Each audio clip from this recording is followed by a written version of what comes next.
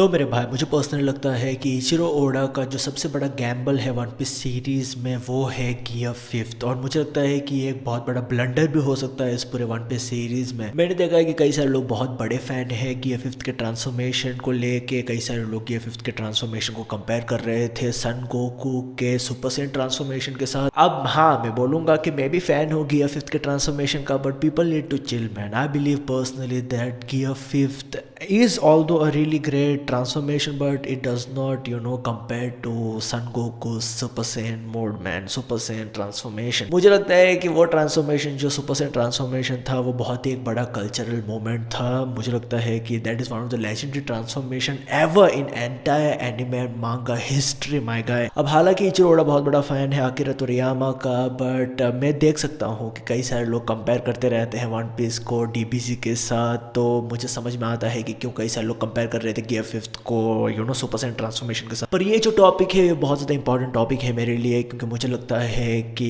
Eiichiro Oda ने एक बहुत बड़ा गैम्बल खेला है गियर फिफ्थ ट्रांसफॉर्मेशन को लेकर, और इसके ऊपर हम लोग बात करेंगे इस वीडियो। अब हालांकि हम लोग हाईली एंटिसिपेट कर रहे थे गियर फिफ्थ में लूफी जाने के लिए। गियर फोर्थ आने के बाद हम लोग मतलब सोचे जा रहे थे कि क्या लूफी गियर फिफ्थ में जाएगा, क्या वो अवेकनिंग में जाएगा। वानो को नहीं आते आते ही अपेरेंट हो गया था कि कुछ ना कुछ तो होने वाला है यहाँ पर। ये इस वजह से भी है क्योंकि काइदो बहुत ही कुत्ते के तरीके से मारे जा रहा था, लूफी को बहुत गंदा मार रहा था काइदो लूफी को। और हालांकि लूफी इंप्रूवमेंट शो कर रहा था, कॉन्कर साकी वो कोट करके अटैक कर रहा था, रियो वो सीख रहा था, बहुत सारा डेवलपमेंट हो रहा था, पर फिर भी काइदो अपने हाइब्रिड फॉर्म में बहुत ज़्यादा खतरनाक था। बहुत ही क्रेजी लेवल का कैरेक्टर था काइदो, और काइदो लूफी को थर्ड राउंड में नॉकआउट कर देता है। और मेरे को ऐसा लगा था उस नॉकआउट में कि लूफी का डेथ हो गया है। मेरे को लिटरली लगा था कि लूफी का हाथ स्टॉप हो गया है वहाँ पर। प्लस वहाँ पर ये भी एक लोग एंगल निकाल के लेके आ रहे थे कि क्योंकि उस पूरे फाइट में हमको पता है कि लूफी अपने गियर फोर्थ के स्नेक मैन ट्रांसफॉर्मेशन में जाके काइदो के अगेंस्ट फाइट कर रहा था और उन लोग फाइनल ब्लो एक्सचेंज करने वाले थे। तभी ही एक सीपीओ का मेंबर आ जाता है बीच में और काइदो नॉकआउट कर देता है लूफी को। लूफी थोड़ा डिस्ट्रैक्ट हो जाता है। कैसे लोग बोल रहे थे कि अगर वो नहीं होता तो लूफी जीत सकता था, वो कभी नहीं हो पाता मेरे भाई। ठीक है, I will be very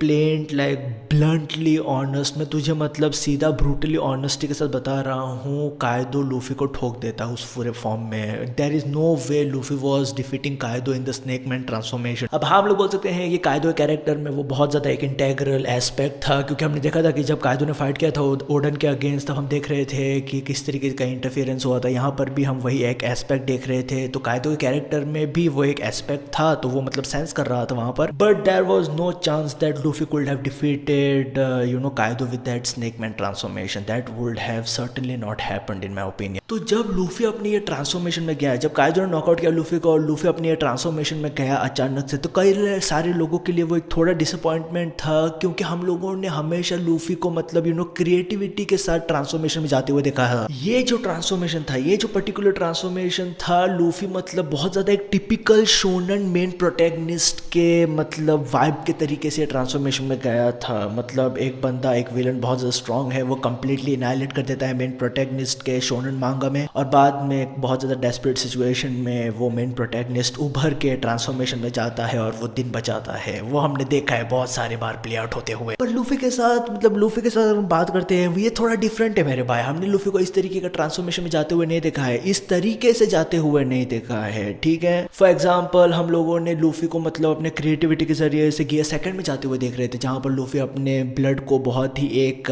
rapid rate से पंप करके वो मतलब बहुत ज्यादा एक इंसेन लेवल का स्पीड हासिल कर पाता है। गियर थर्ड में हम देख रहे थे कि वहां पर भी एक क्रिएटिविटी का एस्पेक्ट था, क्योंकि लूफी मतलब अपनी लिटरली बोन्स को काइंड ऑफ इन्फ्लेट करके एक मैसिव अटैक क्रिएट कर सकता था। गियर फोर्थ में हम देख रहे थे कि लूफी ने हाकी के कॉन्सेप्ट को और गियर थर्ड के कॉन्सेप्ट को कंबाइन करके मर्ज करके एक बहुत ही इंसेन लेवल का फॉर्म बनाया था। बाद में हमको बाउंस मैन दिखाई दिया जो बहुत ज्यादा एक होलिस्टिक अप्रोच लेता है, टैंक मैन दिखाई दिया जो डिफेंस के लिए है, और स्नेक मैन दिखाई दिया जो स्पीड के लिए है। तो हम देखते हैं कि मतलब बार बार हम लोग देख रहे थे इस सीरीज में कि किस तरीके से लूफी मतलब अपने क्रिएटिव एस्पेक्ट के जरिए से, बैटल इंस्टिंक्ट के जरिए से, किस तरीके से वो ऑन द गो, उसके पास एबिलिटी था कई सारे ट्रांसफॉर्मेशन के जाने के लिए, लाइक ट्रांसफॉर्मेशन में जाने के लिए, और वो बहुत सा सेंस भी करता था, और वो बहुत ही क्रिएटिव तरीका था कि किस तरीके से वो ट्रांसफॉर्मेशन में जाता था। पर ये ट्रांसफॉर्मेशन वैसा नहीं था। ये ट्रांसफॉर्मेशन को किस तरीके से एग्जीक्यूट किया था, वो बहुत ज्यादा एक typical shonen kind of execution था, और कई सारे लोग इसी को लेके थोड़ा उन लोगों का डिसअपॉइंटमेंट है इस पूरे ट्रांसफॉर्मेशन में। ये ट्रांसफॉर्मेशन मेरे भाई कोई एक साधारण ट्रांसफॉर्मेशन नहीं था। ये ट्रांसफॉर्मेशन के जरिए से इचिरो ओडा कई सारे नए नैरेटिव्स भी वीव कर रहा था इस पूरे सीरीज सीरीज में। फॉर एग्जाम्पल हमको पता चलता है यहाँ पर कि लूफी का जो गमो गमो नो डेविल फ्रूट है, जो पैरामीटर टाइप डेविल फ्रूट है, वो एक्चुअली में पैरामीटर टाइप डेविल फ्रूट नहीं है, वो एक्चुअली लेजेंडरी डेविल फ्रूट है, जो है मतलब जोन डेविल फ्रूट, जो मतलब सन गॉड निका के ऊपर बेस्ड है। यही तो इतोनोमी डेविल फ्रूट है। तो मतलब ये एस्पेक्ट और एक लेके आता है कि लूफी का डेविल फ्रूट स्पेशल है। कई सारे चीजें जो मेरे को लूफी में बहुत ज्यादा पसंद आया था वो ये था कि जब मैंने पहली बार लूफी के एबिलिटीज को देखा था, मैं तुझे मजाक भी नहीं कर रहा हूँ, मैं मतलब बोल रहा था कि ये क्या चूतिया एबिलिटी है लूफी का। क्योंकि उस टाइम पे जब मैं देखता हूँ कि लूफी, मतलब पहला इंप्रेशन जो मेरा था कि लूफी अपना हाथ स्ट्रेच कर पा रहा है और बाद में वो कई सारे अटैक कर रहा है, वो मेरे को उतना कूल नहीं लग रहा था। मेरे को इनिशियली, मैं तुझे सच बता रहा हूँ, अभी तक मुझे मतलब जोरो ही कूल लगता है, पर इनिशियली मैं मतलब क्यों सीरीज देखना स्टार्ट किया था, मेरे को जोरो का कैरेक्टर बहुत ज्यादा फैसिनेटिंग लगा था। पर लूफी का जो स्ट्रेचिंग का एबिलिटी है वो मेरे को उतना ज्यादा पुल नहीं किया था, मेरे को मतलब उतना इंटरेस्ट नहीं था उसके एबिलिटी में। पर लूफी ने आगे चलते हुए अपना ये जो अनइंटरेस्टिंग स्ट्रेचिंग का एबिलिटी है उसको बहुत ज्यादा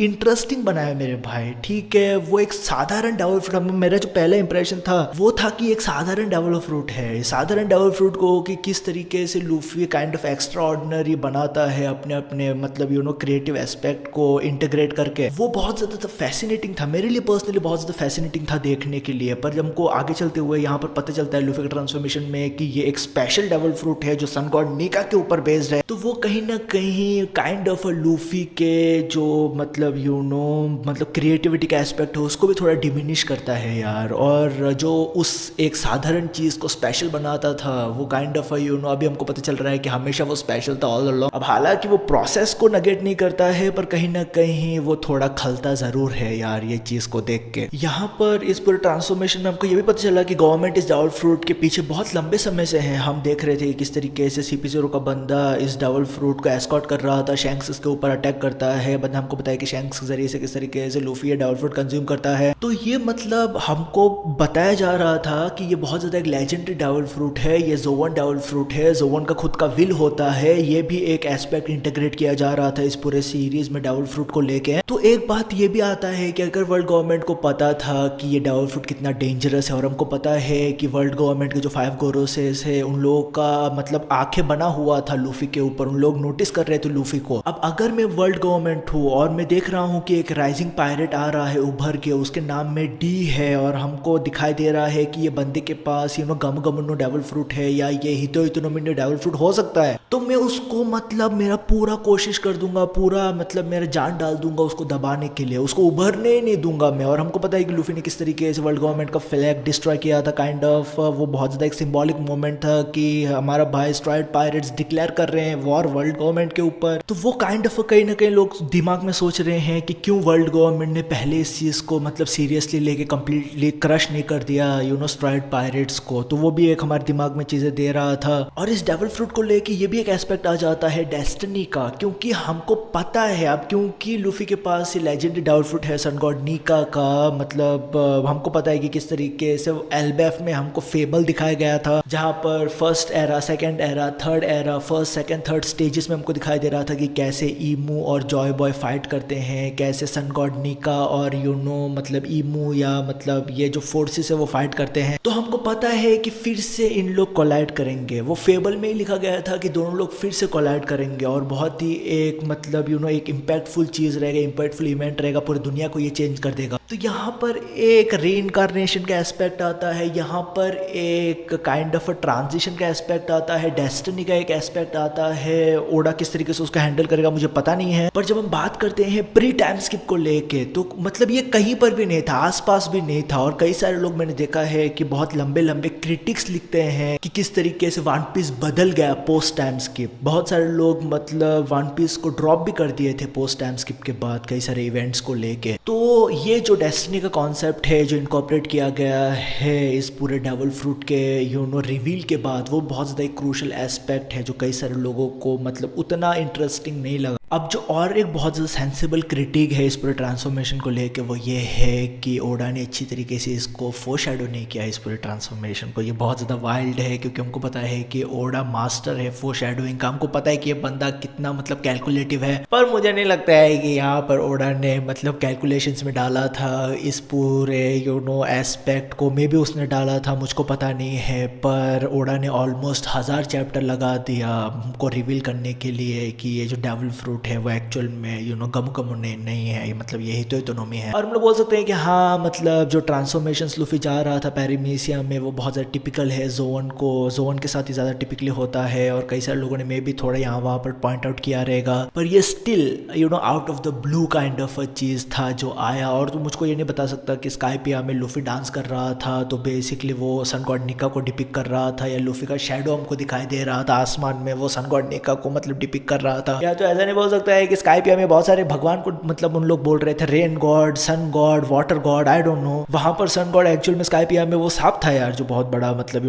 बहुत लेजेंडरी स्नेक था। वो हमको बताइए किस तरीके से वर्ल्ड हिस्ट्री में बहुत सारे लोग स्नेक्स को पूछते रहते हैं, वो सब सारी चीज़ है। तो हाँ मैं बोलूँगा कि कहीं ना कहीं जिस तरीके से इसको इंटीग्रेट किया गया है वो उतना मैं बोलूँगा कि अपीलिंग ना हो, क्योंकि उसको उतनी अच्छी तरीके से फोरशैडो नहीं किया एज अ बेस बना के। मेरा जो और एक बहुत पर्सनल प्रॉब्लम है, हाँ ओडा ने बोला था कि उसको मतलब टिपिकल ट्रांसफॉर्मेशन पसंद नहीं आता है, बहुत ज़्यादा सीरियस ट्रांसफॉर्मेशन पसंद नहीं आता है। उसने SBS में बताया था हमको, इस वजह से वो थोड़ा एक Goofy kind of aspect involve करना चाहता, ज़्यादा सीरियसली नहीं लेना चाहता था वो इस पूरे ट्रांसफॉर्मेशन को। तो इस वजह से हमको उसका एक toon force kind of angle दिखाई दे रहा था जो टॉम एंड जेरी से इंस्पायर्ड है। पर जिस तरीके से मतलब ओडा इस पूरे ट्रांसफॉर्मेशन को हैंडल कर रहा है, जहाँ पर लूफी जब अपने ट्रांसफॉर्मेशन में जाता है तो वो कायदो को लिटरली स्किपिंग रोप की तरह यूज कर रहा था मेरे भाई। अब हाँ वो बहुत ज्यादा फनी था, मैं बोलूंगा कि मैं बहुत ज्यादा हंस रहा था। मैं बता रहा हूँ I was really having a blast when I was reading this entire chapter man. तुझको पता है मैं वानो कुनी के टाइम पे रिव्यू कर रहा था ऑन अ वीकली बेसिस, तुम लोग भी अगर थे तो थे, मुझको पता नहीं। तो I was really having a blast with this entire transformation man. But on a serious note, हाँ लूफी मतलब कायदो को एज अ स्किपिंग रोप की तरह यूज कर रहा था, और काइंड ऑफ कायदो को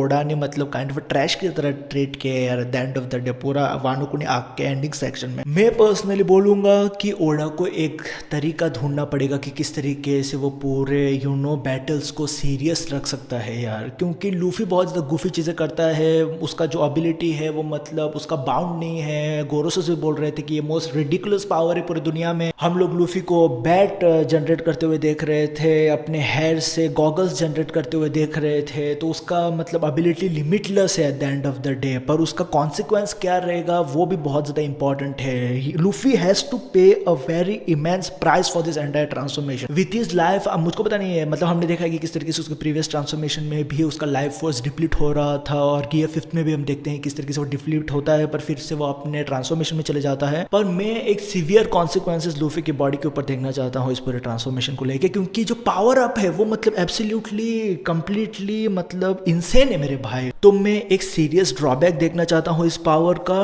प्लस यहाँ पर किस तरीके से ओडा इसको सीरियस बनाएगा आगे चलते वो भी मैं देखना चाहता हूँ। क्योंकि किजारू के साथ उसने फाइट किया, वो सब सारी चीजें हुआ ठीक है, but I do not want the same thing to happen when Luffy faces against Akainu और Luffy faces against any other major opponents man. I don't want it to be just like laughing thing and Luffy just laughing all over the place, he just beating his opponents. हाँ वो बहुत ही अच्छा बात है, but I am telling you that will become boring real quick man. that entire thing will become redundant very quick if Oda does not have some creativity aspect involved in that. वो बहुत सारी creative चीज़ें कर सकता है उस पूरी transformation को लेके, पर किस तरीके से उसको एग्जीक्यूट करेगा सीरियस मोमेंट्स में, क्या हमको वो वही वाइब देगा, क्या हमको वो वही फील देगा, वो बहुत ज़्यादा इंपॉर्टेंट है। क्योंकि ओडा सब सारे कैरेक्टर्स के साथ वो सेम चीज़ नहीं कर सकता है, ठीक है। Imagine Luffy going up against Akainu and he just morphs Akainu into some clown or something like that, like what the fuck. तो मैं अंत में यही बोलना चाहता हूँ मेरे भाई, गियर 5 के इंट्रोडक्शन के जरिए से ओडा ने